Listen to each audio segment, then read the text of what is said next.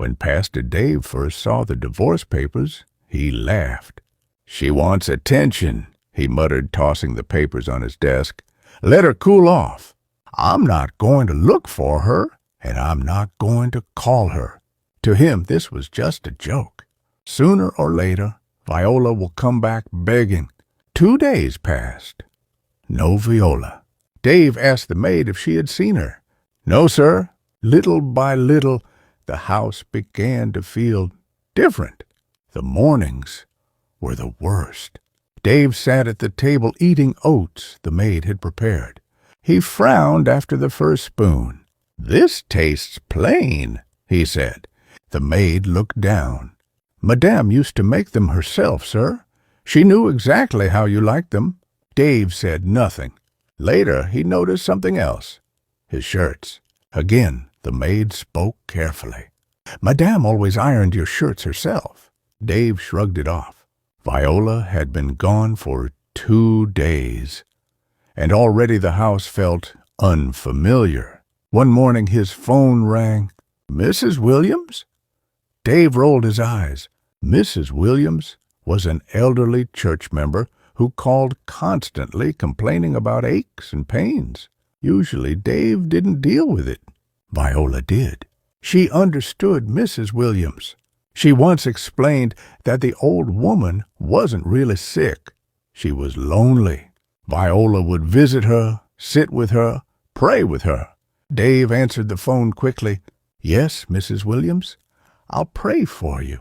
He hung up and walked toward the bedroom, laughing. "Honey, it's Mrs. Williams again." Silence. "Honey," he called louder, "I think it's time you visit the old woman on Main Street."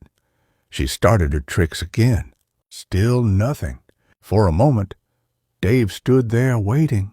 Then it hit him. There would be no reply. Viola was gone. For the first time, a strange thought crossed his mind. Was Viola not coming back? But what about everything she handled? Viola needed to stop this nonsense. Then Dave had an idea. He would call Viola's mother. Just as he reached for his phone, something on the television caught his attention. Angie was on TV. She was sitting on a popular gossip show watched across the country. Angie leaned toward the microphone.